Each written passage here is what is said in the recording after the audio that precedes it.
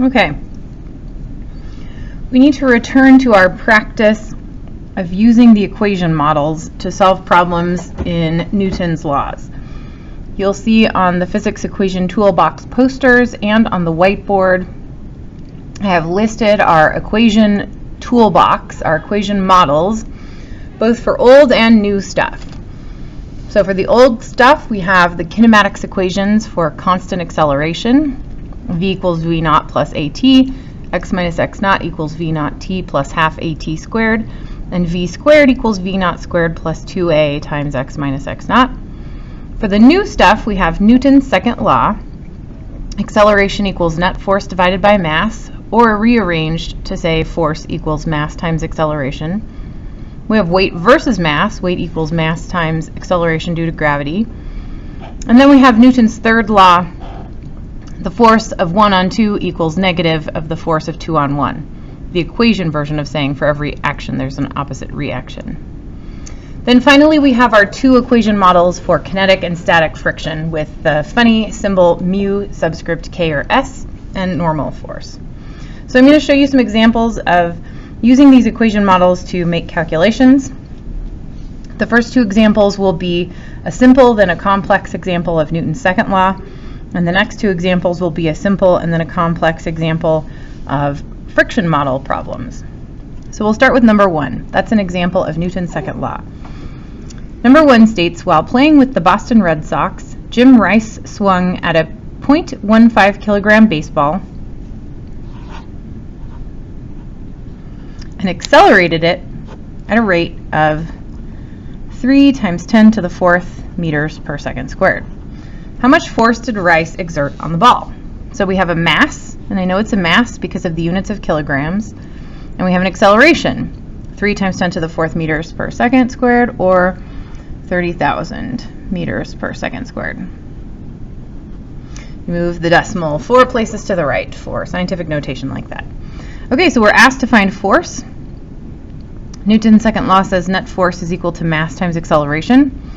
I'm going to assume that the force of the bat on the ball is so much bigger than the pull of gravity or any other friction forces that we are only going to manage, or we're going to say that the net force is that force of the bat on the ball.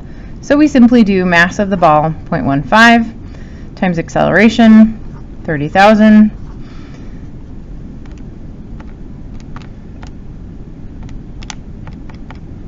and we find that the force is 4,500 newtons. I know it's a newton because it's a kilogram times a meter per second squared, and those are equivalent.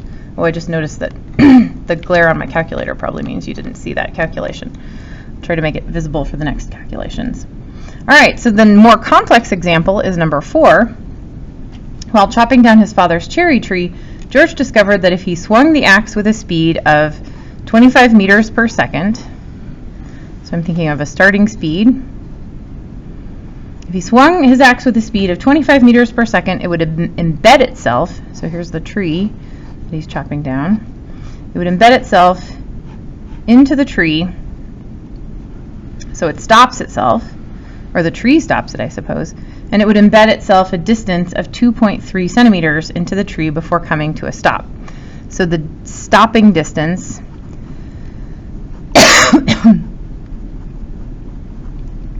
is 2.3 centimeters.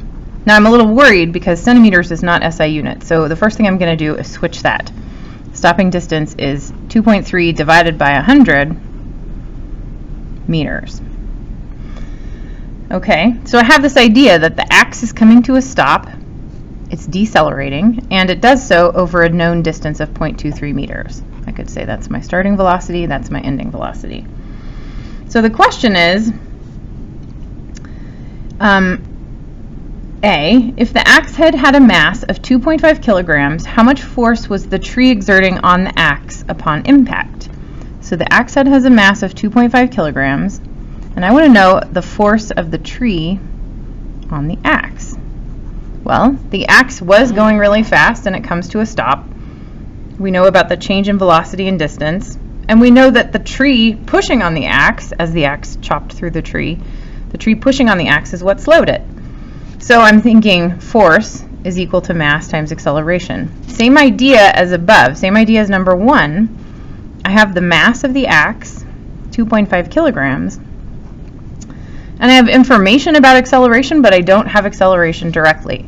I know that the axe went from 25 meters per second to 0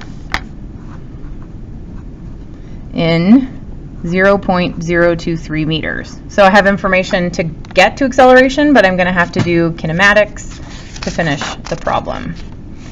So I think about what equations do I have that told me about acceleration when I knew velocity and distance.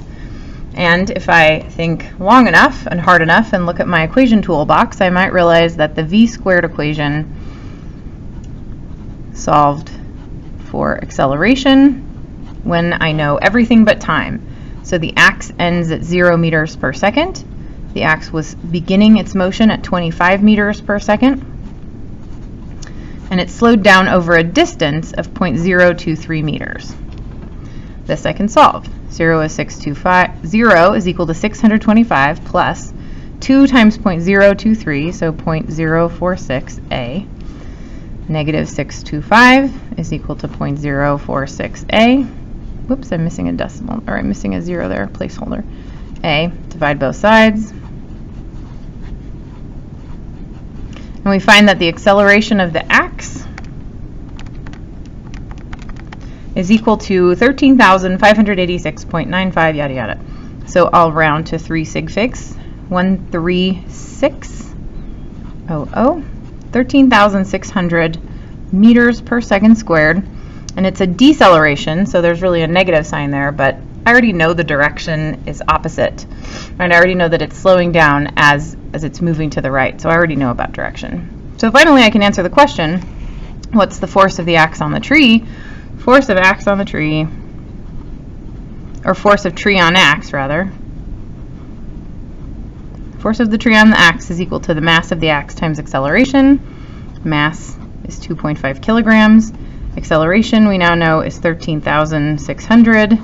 So the force of tree stopping the axe